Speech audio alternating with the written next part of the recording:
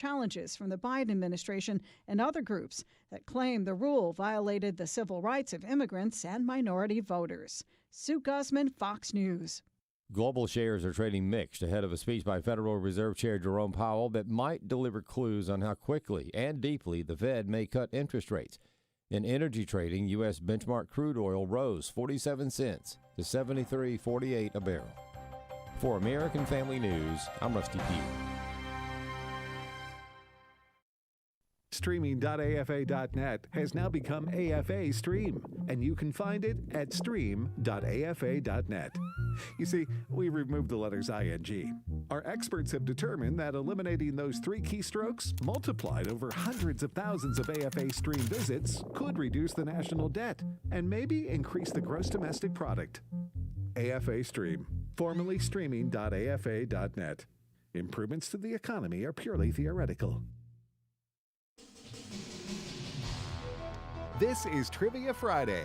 The number to call with your question or your answer to a question is 888-589-8840. Ahoy, and good morning, esteemed professors. They can't take boats or something? I guess they could, but then they wouldn't be in a trivia question. Yeah, that's true. That was Yosemite Sam. I think you got the wrong play, Ed. Hey, good morning, everybody, and welcome to Trivia Friday right here on American Family Radio. I'm Tim Wildman with Ed Vitagliano. Good morning, Ed. Good morning, Tim. JJ Jasper. Good morning. Glad to be here. And Trivia Friday, what are we going to be doing today, JJ? We're going to be learning people.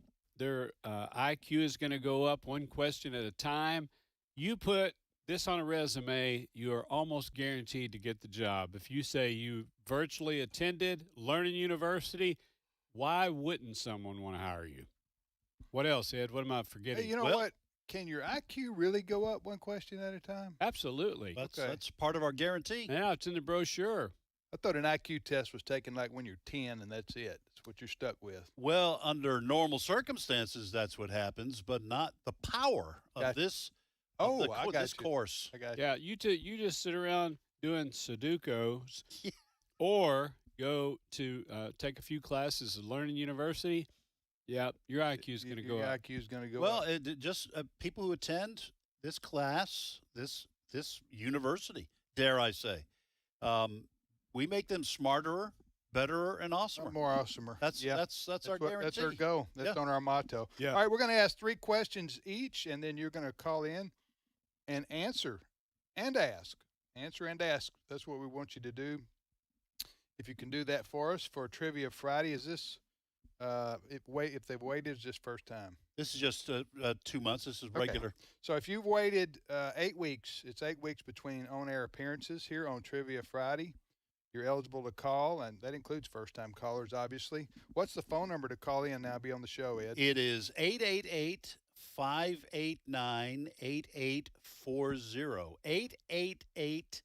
888-589-8840. We do ask that callers be 11 years old or older. We have no upper limit on that. If you're 135 years old and you're going to spend your last remaining hours on Earth on this show, we welcome you.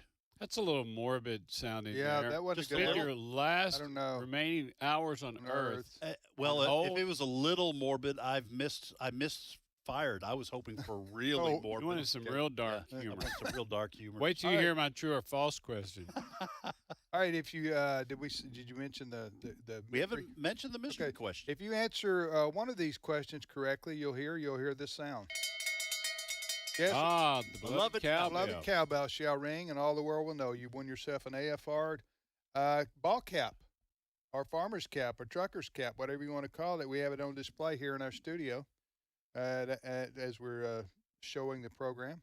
So if you want to check that out, AFR hat will be sent your way if you answer the question correctly. Now, you do not have to win the cap to get one. You can go to resources.afa.net, resources.afa.net.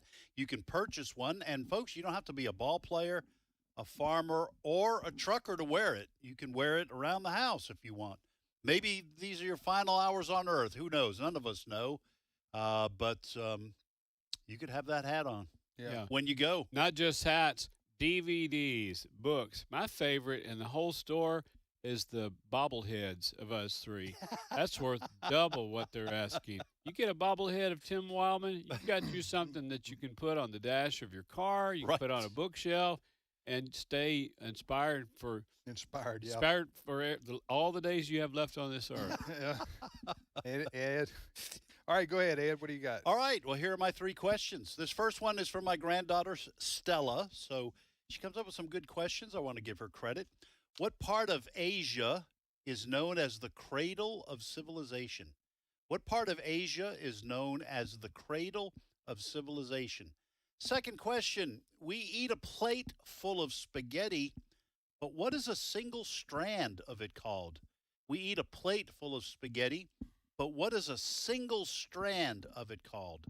And third question, the Caesar salad was actually invented in Mexico. Is that true or false? You got stuck on the food.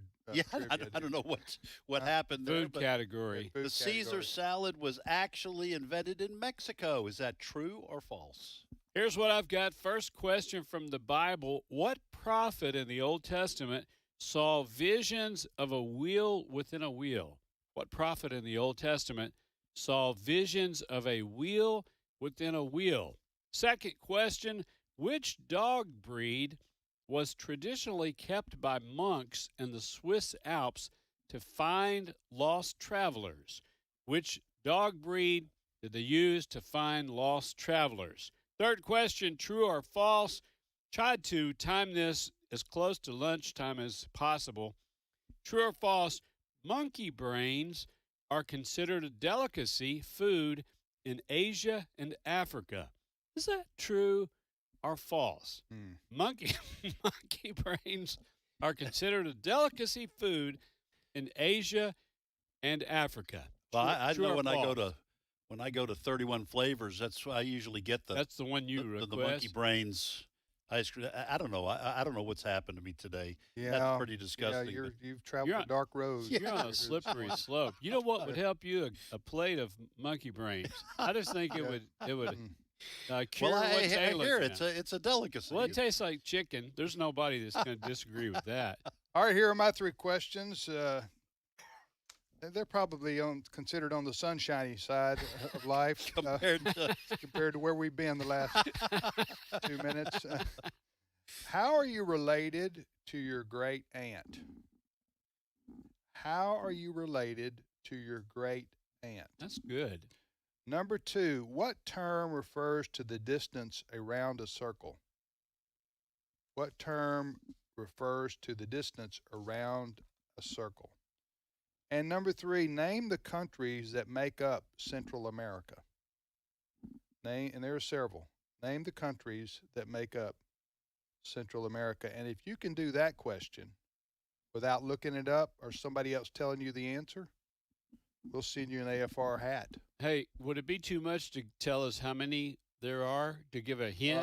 1, 2, 3, 4, 5, 6, 7. Okay, good. So there are 7 countries that make up Central America. I want to know. Name them. Name them, and name them without, just off the. At least we've got a target now. Yeah. Name all 7. Now, they can look it up if they want to answer it. They just don't win the cap. True. Right. All right. All right, we ready? I'm ready to go. All right. Folks, we're going to Texas first, and Gwen is on the line. Gwen, welcome to Trivia Friday. Well, good morning, Learning University. Good morning to you, Gwen. Where do you live in the great state of Texas? I live in a little town just 9 miles west of the rose capital of the world, which is Tyler, but the city I live in is called Chandler. Gotcha. Okay. Chandler, TX. Chandler, Texas. Yes, thank you. Well, Gwen, you want to ask, answer, or both? Well, I'd like to do both. Okay, which one do you want to answer? The one about the cradle of civilization. Okay. All right. Hey, got a Gwen, historian. you may want to turn your radio down because we're getting some feedback, and it's going to kind of mess you up and mess us up as well. So if you want to move away from your radio a little bit or turn it down, please. Okay, here's the question, Gwen. What part of Asia is known as the cradle of civilization? Well, from my good education from the 60s when kids had to pay attention and be quiet and listen. And we was learning university also there. I learned that, this is correct, the Tigris, Euphrates River Delta. Okay, can you remember the name of that region? There's a couple names. I just thought that was the Tigris. Okay. Don't mess this up. Don't mess this up, Gwen. Okay, I'll go ahead and give it to you because that is the right region. It's called Mesopotamia or the Fertile Crescent. You see what I did? Huh? Well, Because it was agrarian, and the river would flood every year, and it would bring the fertile nutrients into the land from the river, and we're an agrarian society here in East Texas. Yes, I tried to help you out there. He said, don't mess this up. He's trying to give you the Mesopotamia. Oh, yeah. I got it. Typically, nobody pays attention when I try to give hints. But, all right, Gwen. I guess I got in the weeds instead of the no, forest. You were close. You had the region right, which is modern-day Iraq. Yeah, it would be modern-day Iraq. Yeah, it's considered the Tigris, the Euphrates, and it was called Mesopotamia. Now, isn't that where Eden was, they say, right in that? Mm-hmm. It was in that area because there were 4 rivers that flowed out of there, and 2 are no longer in existence. But the Tigris and Euphrates are mentioned in the Book of Genesis. Right. Yeah. So, you hit the region spot on, Gwen. You were paying attention when you were in school. What's your question for us, Gwen? My question is, what is the name of the national folk dance of Israel? I'm a dancer, so that's why I've been wanting to ask y'all that for months and haven't ever had time to get in. Is it the Hakuna Matata? Was that sounds familiar? I mean, it's. I think you're on some kind of Disney movie. A little farther south is what you're. Yeah. No worries, though. No worries. I don't know. Do you guys? Tennessee waltz. Tennessee waltz. Y'all are getting close. Some kind of waltz. Close for nuclear You know what? I don't know. I'm sorry. I don't know. No, we don't. Good question, though, Gwen. What's the answer? Oh my goodness, is very, very famous. Well, it's called the Hora, Hora, and you get in a circle, and because many times all over the world, the Jewish people were confined to their own part of the city or the village or the neighborhood, and they had to make the best use of the room possible, just kind of like the Irish people that had to keep their hands down by their sides when they were dancing, so their hands wouldn't go up in the air, and the British or whoever was oppressing them wouldn't see their hands through the windows. Anyway, they had to travel in a circle, and they travel to the left in a circle when they do the Hora. Haba Nagila is the song that they dance to. That's good. That sounds. Now I know. Now that you're describing it, I remember seeing it in movies and such, and the song and probably what's the guy on the roof? Fiddler on the Roof. Fiddler on the Roof, maybe. Would that have been in there? Not really, but it's the national dance of the nation of Israel, of the Jewish people.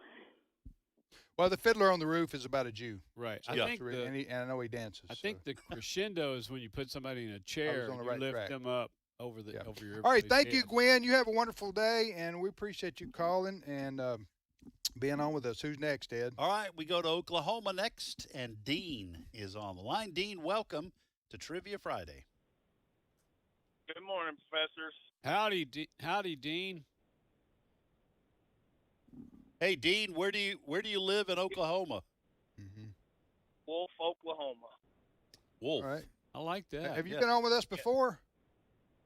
Oh yeah, I try to get on every Friday. I got you. It's all those first time callers getting in my way though. Yeah, I understand. Kind of like life, really. There's always someone getting in your way, Dean. Right. I know. All right, Dean, ask, answer, or both? Let's both. Okay, which one do you want to answer? Let me get to where Don't have a wreck. Prophet that saw a will within a will. Here's the question from the Old Testament. What prophet in the Old Testament saw visions of a wheel within a wheel? Prophet Ezekiel. Yes, sir. Nice. Good Ezekiel. job. Okay. Thanks for reading the word. And what's your question for us, Dean? Okay. Now, so we're gonna go to Mayberry. We're gonna go with Andy Griffith. Ed's ready. Andy Griffith. Okay, Ed. It's kind of a two-part question. If I say it right, how did the Andy Griffith Show come to be? And what was the scene? So, do you understand my question? Yes, I do. Andy Griffith, the actor, was in an episode of the Danny. What was his name? Danny Thomas? Danny Thomas Show. He was in an episode of the Danny Thomas Show, and I think he played a country sheriff, and either arrested Danny Thomas for a ticket or something in a small town, or came to get him to got a spinoff, and that was Andy Griffith, the Andy Griffith Show. Something like